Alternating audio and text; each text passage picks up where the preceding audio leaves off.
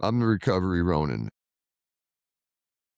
I meditate a lot, and why I'm so passionate about what I do, it's because I'm really good at it. It doesn't mean I'm right, but I figured some things out. Every time I run groups and drug addicts, especially ones who have been fighting for a while, hear what I have to say. Let's just say every one of them tells me it's the most important thing they've ever heard. The problem is getting people to listen.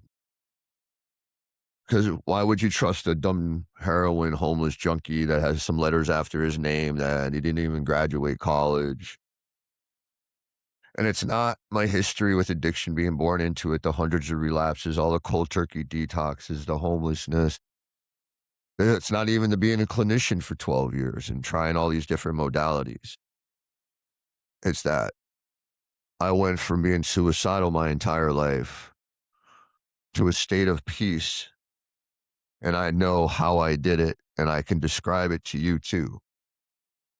And it's just seeking truth. What I've discovered, how it works, I've just really simplified how complicated it is to change your personality, to heal your brain, your mind, and your body. Turned it into really understanding the type of mindset you need, the skill set you need, how they work, why they work, what the outcome is going to be, the peace, freedom, happiness, wholeness, contentment, and confidence. And not only that, there is no other way. And that's a freaking mouthful right there. Right? It's a big claim. So let me start. Because when I meditate, I'm trying to stay in this meditative state to explain it because I get shown the Akashic records are real. That's all I got to say. The number one thing that turned me from a suicidal, homeless junkie from a wheelchair to somebody who has found and continues to find legitimate more peace. And what do I mean by that? More peace. See, I can define that too. What is peace? It's at the core of everything they've been teaching us. Imagine being so present and your perspective shifting, right? So spiritual awakening is a shift of perspective. This is the key to presence. What happens? I'm going to explain all the way through. Imagine you didn't hold on to your past, either thoughts, emotions, feelings, or behaviors. I mean, the behaviors are still going to happen like crazy. It's just you're not attached to them anymore. So you don't hold on to the behaviors when they show up.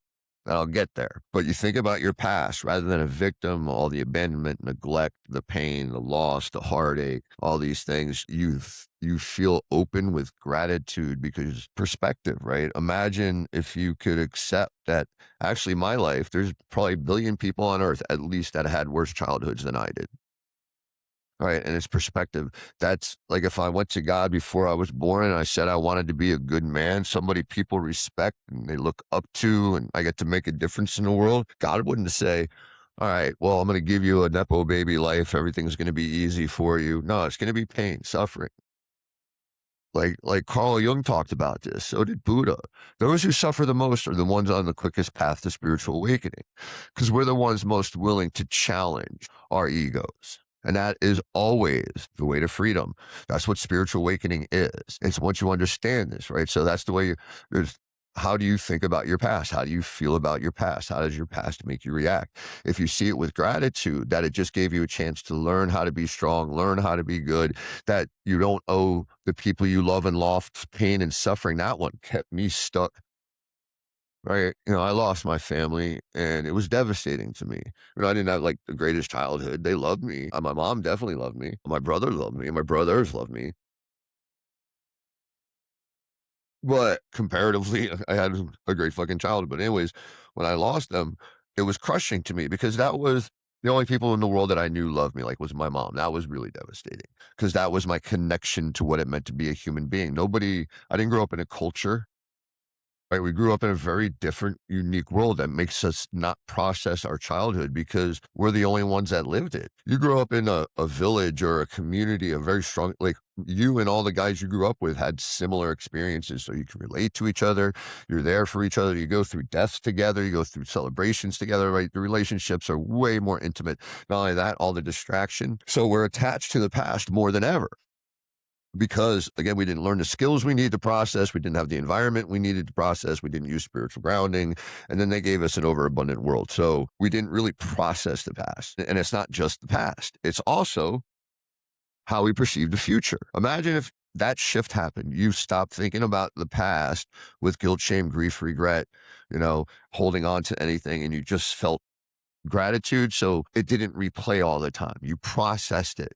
It is where it is. It doesn't make me feel anything but proud of myself now because I know I still have a good heart and I know I still want to fight for my life, right? And then once you start adding to it, you keep increasing this sense and the future, right?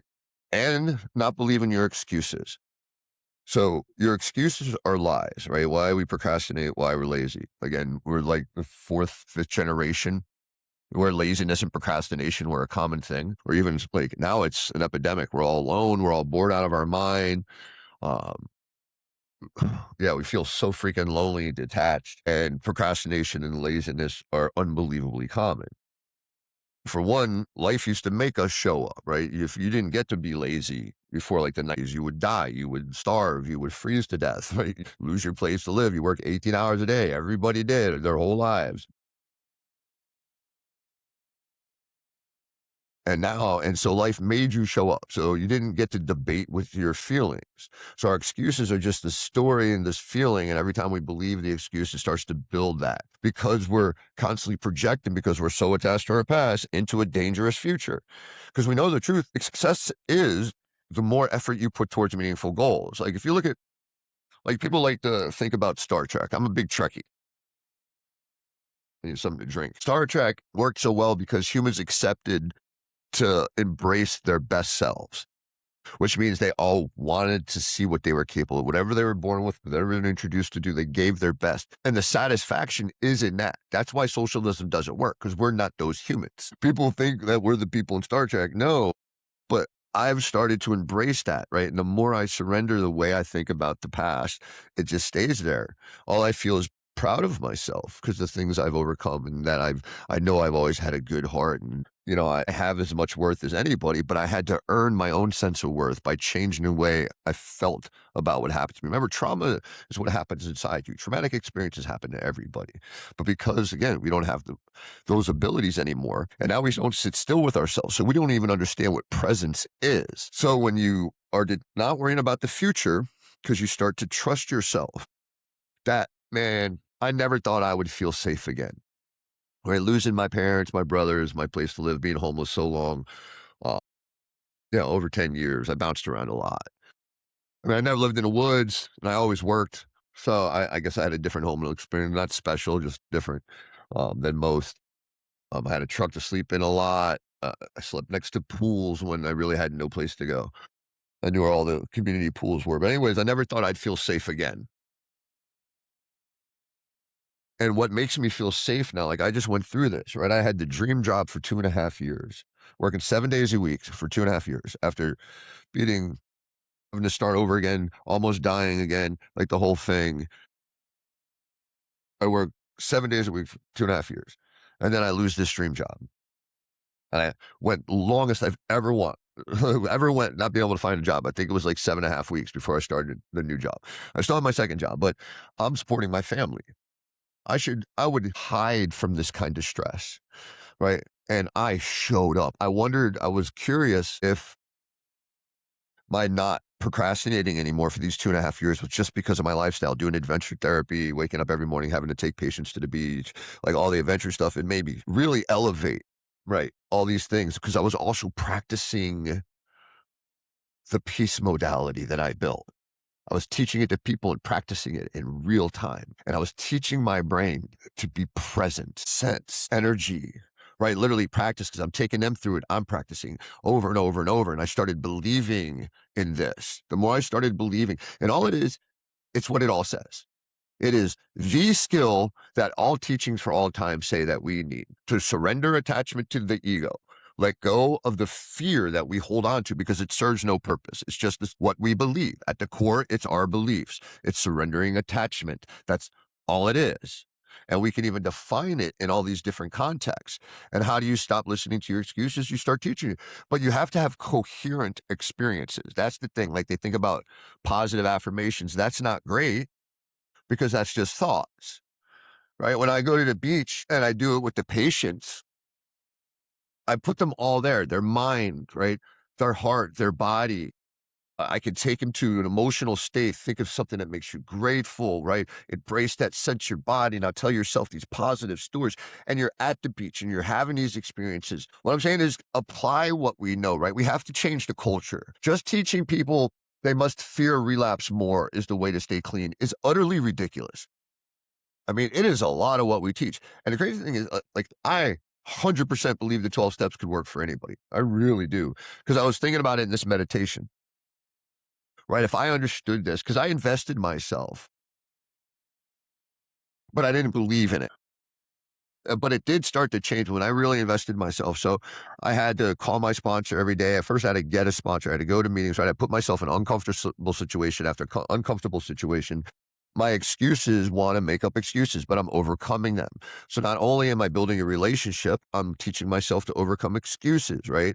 And I'm doing uncomfortable things. I'm teaching my dorsal lateral, my anterior mid-cingulate cortex, right, that I have worth because I'm showing up. This whole process alone, right? That's what they said. One addict helping another. This is what they were talking about. This is what's on parallel.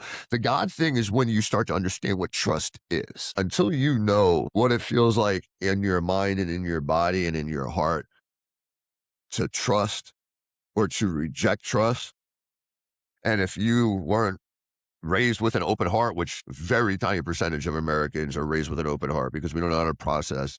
Like our first broken heart usually fucks us up for life. Opening your heart, right? This process of practicing prayer, meditation, like, I mean, Bill W. even said it. The difference between people that stayed sober and didn't were the ones that did the quiet time in the morning and night. They meditated seriously and prayed. And in today's world, getting people to meditate is near impossible. If here's right, even simpler.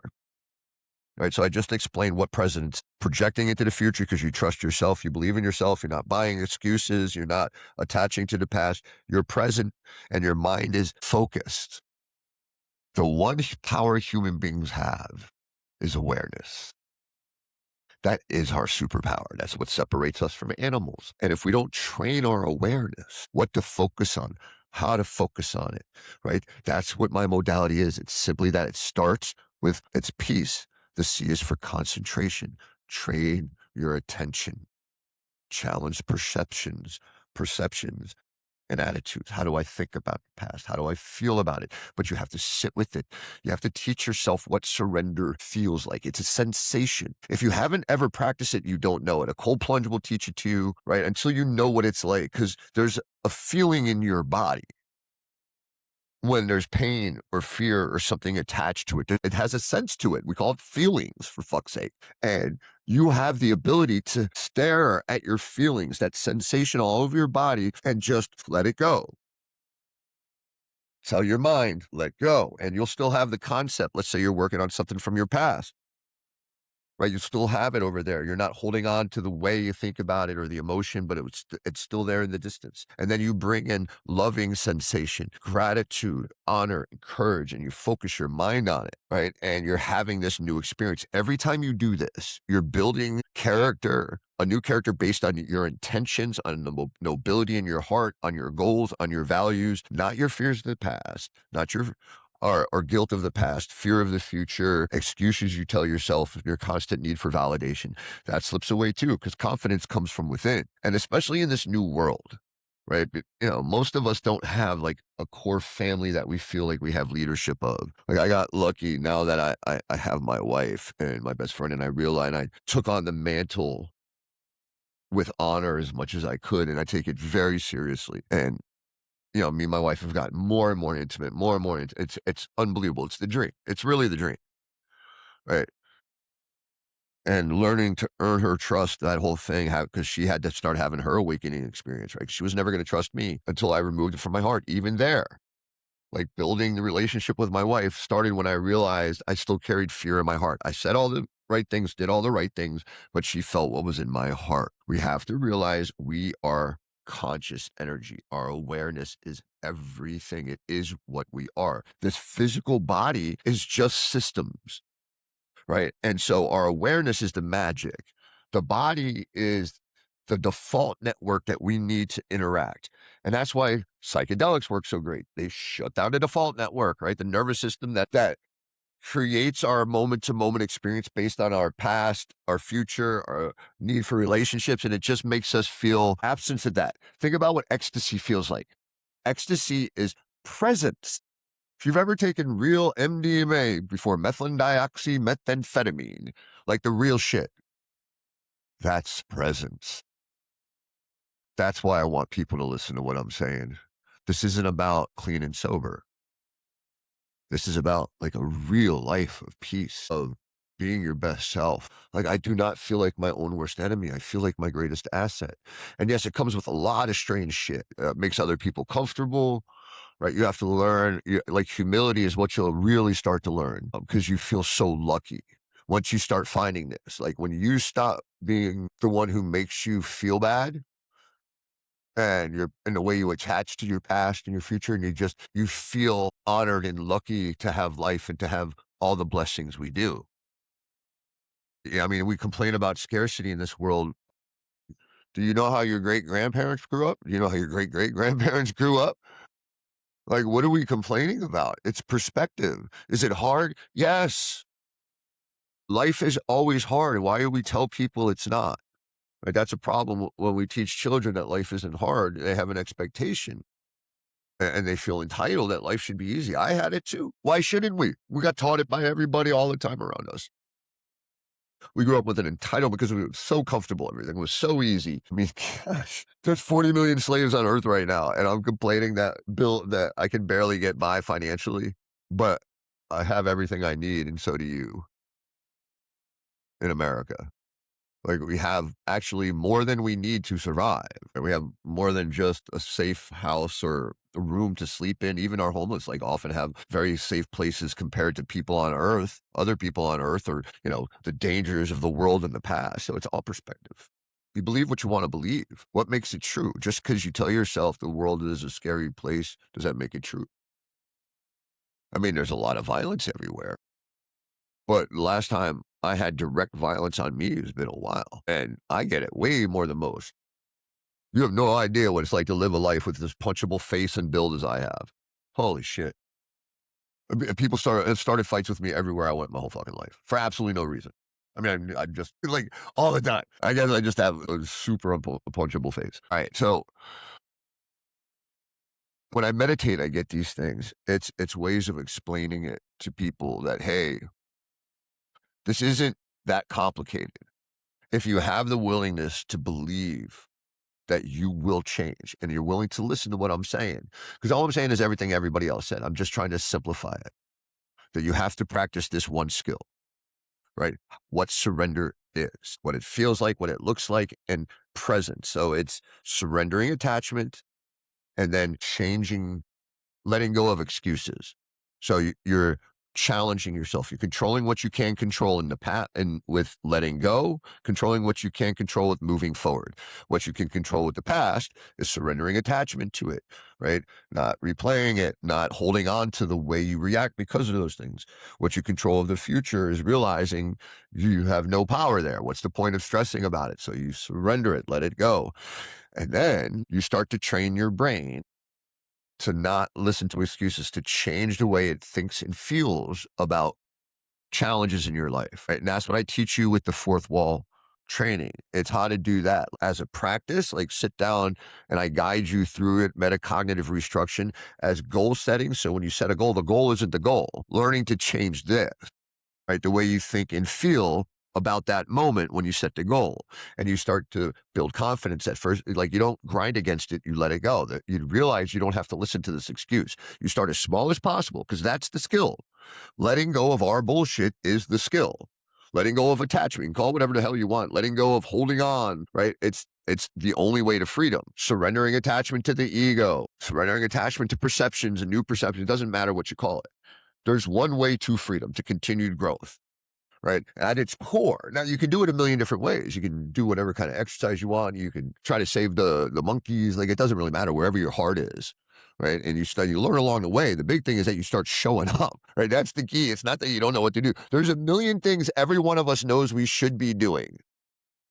Start doing the things you already know you should be doing. All I'm telling you is what is the block. It's the attachment to the ego, right? The way we make excuses, the way we sit and constantly ruminate on things we can't control, the past, the future, validation, relationships. We just ruminate and ruminate and ruminate, live the same day over, same thoughts, same feelings. This is the way out. The way out has been there all along. And I am so desperate to help other people join me on this. I mean, what I want is to see people start to heal from what my effort, right? I heal anyways. I just like to see more people healing, and it would be amazing if I got to be a part of something like that.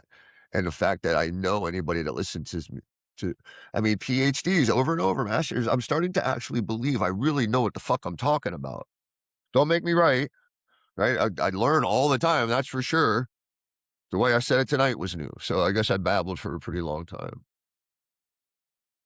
God, I know I can help people. I know what I'm saying is there. We needed to hear it. We need to hear how to set the bar for ourselves because we're so scared. Because if we can't move forward a little bit, like, and that's why we accept just nothing, just not using as the same thing as transformation. And very few people can do that. Very, very few people can be full blown addicts and not use without getting rid of their damaged self, right? Not dealing with their mental health, their behavioral health, or their PTSD or guilt or shame or anxiety or boredom. Like, yeah, that's kind of what made you an addict to begin with. But we really believe addicts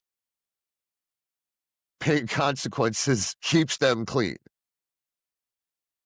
It's literally the definition. It's the craziest shit I've ever heard of that we really believe this. No, no, we need to help people heal, legitimately heal. And what I'm saying is, I found a very quick way. These skills I'm talking about, especially in the right context, you put people on the beach at sunrise, you put them in a cold plunge, and you teach them what surrender is and embracing truth is. Surrendering lies, embracing truth, practicing presence. The more you do it, especially when you're adding it to healthy activities, feed on the earth's sunlight, learning new skills, exercise, right? These things that create new healthy neurons, create new neurosynaptic relays, and create neuroplasticity.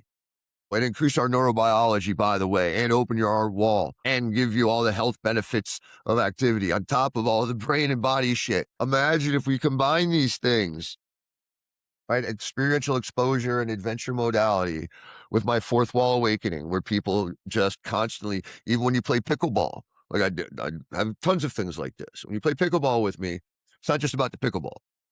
And there's, if I remember right, 70 peer reviewed or 270 peer reviewed studies that pickleball is beneficial for basically every mental health disorder we know of.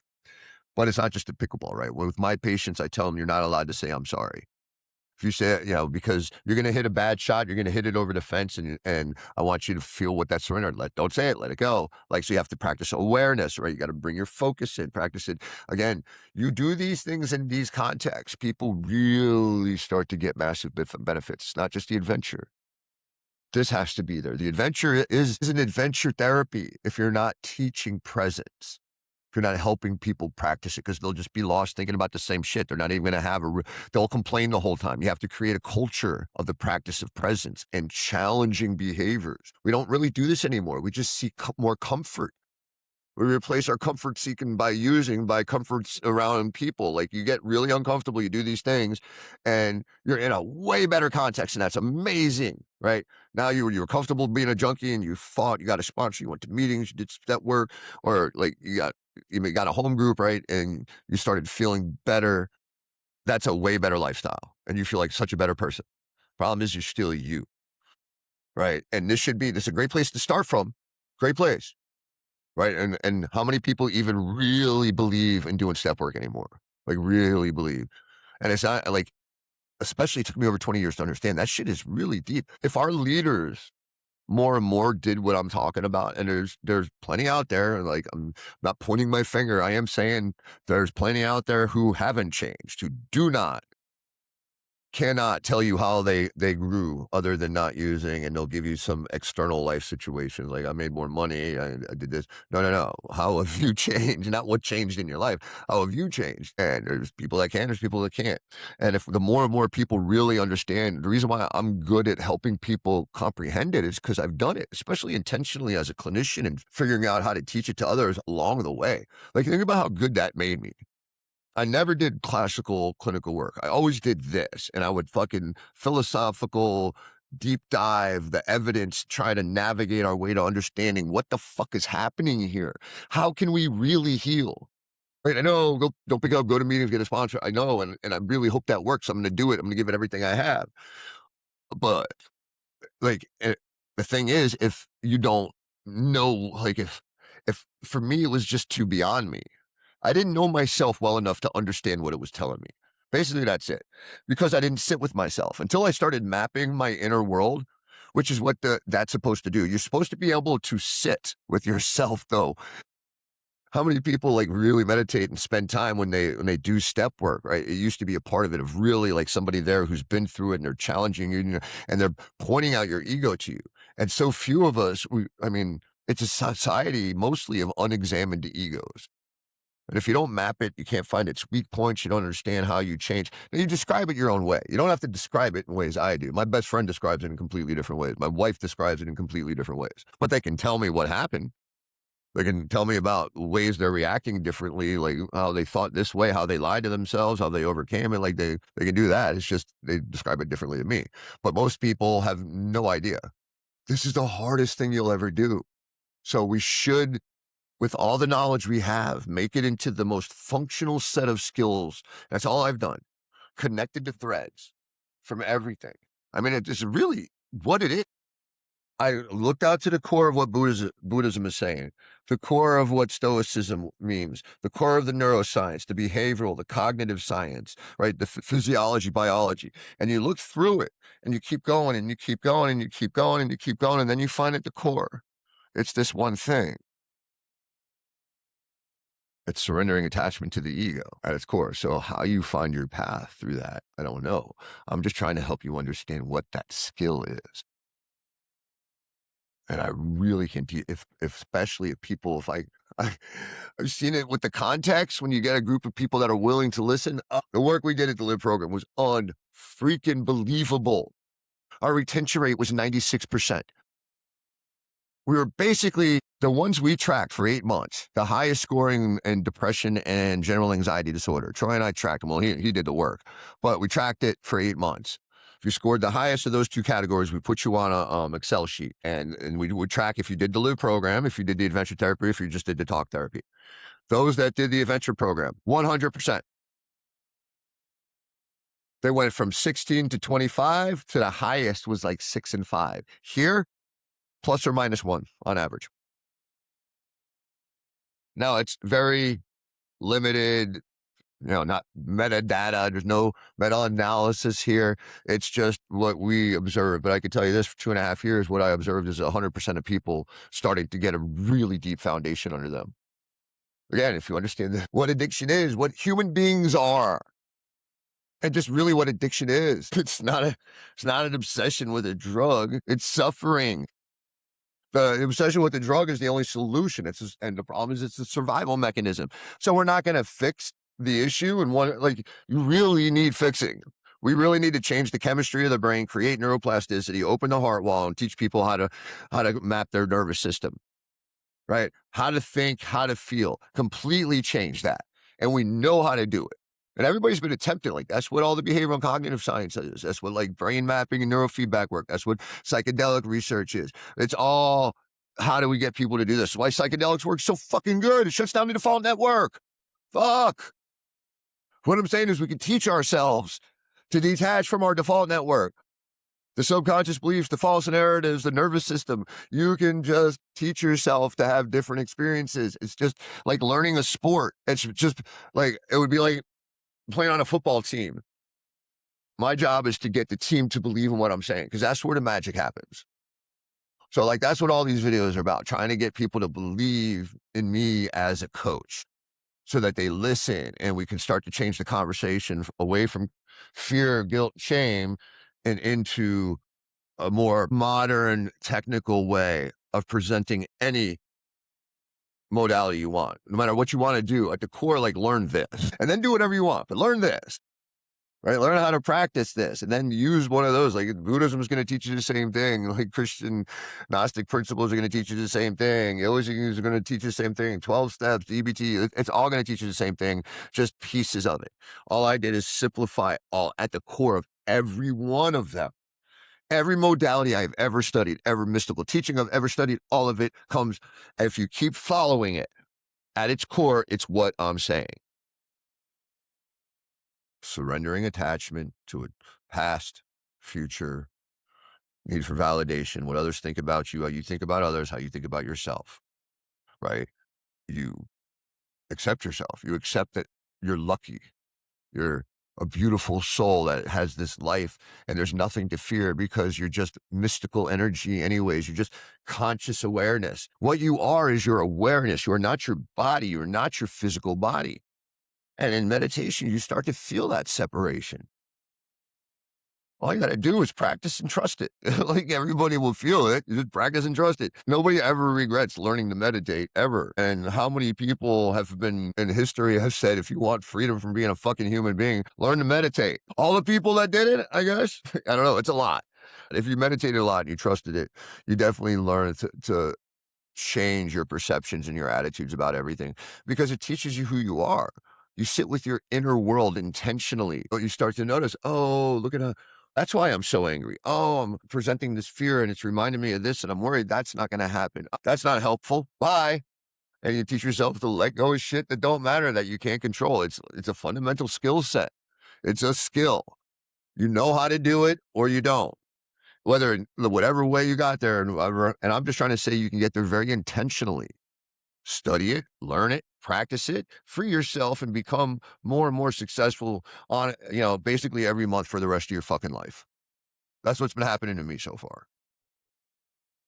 I had a little ups and downs, but once I really started believing in this and practicing it, holy shit, I'm a different person. In a couple years, I'm a completely different person. I've been at this for over I've been trying to beat addiction for over fucking well, I'm at 24 years now. I wasn't even close. I wasn't even fucking close. And I challenge anybody to compare their fight to mine. I know there's a lot of you out there at my level, but I'll go super weight match with anybody on who's fought more for their fucking recovery than me. That'd be a fun conversation. We'd probably get along pretty good. All that fight, all those years. Spend most of my day peaceful, focused, grateful. And it's not what I have, what I don't have. It's who I am. It's always been who I am. The world is the world. My past is my past. And either I'm willing to show up for myself and give everything I have. And in this world, that puts you light years ahead of people. What you just notice is, right, just like you, right? Just like David Goggins is aware of this. Maybe not Jocko Wilkins, because he learned really young, but David Goggins he'll tell you, an overweight piece of shit at one point. And so if anybody understands how full of shit people are, it's the same thing I'm saying. And convincing people, like, he don't give a fuck. He's like, either you're going to listen or you're not. I'm trying to convince those on the fence to actually listen to me, right? If you listen to Goggins, you like, obviously it'll all work. It's just at the core, we don't know our core block, what it really means to, would you rather be right or would you rather be free? Being right means the way you perceive your past. You're right. You should live in guilt shame. You should constantly project into the future your insecurities based on these past experiences. You're right. Well, yeah, that's not easy to let go of, right? That's why it is the block we all face. It absolutely is. Why people don't transform is because it's so comfortable, so familiar in a sense self, but also that's all you know. You don't know how to think differently. That's why practice is so important. What do you think therapy is supposed to do? right? Get you to process these experiences slowly, differently, and over time, change the way you see about them. It's just slow and arduous. Like psychodrama work, that shit, psychoanalytics and psychodynamics, not my thing. I needed to learn what I needed to learn. Shit, I couldn't even get a therapist to listen to me anyways. They would have told me I'm too stubborn because you're right. I'm not like you're gonna sit here and talk about things I've thought about 1,000 times. Tell me like how dangerous my addiction is. Tell me that must have sucked for you. Yeah. Well, how do I be the champion of my past instead of the chump? That was corny as fuck. All right, I think I'm done here. I think I said some cool shit here tonight, so I hope it reaches somebody's ears. Thank you for listening.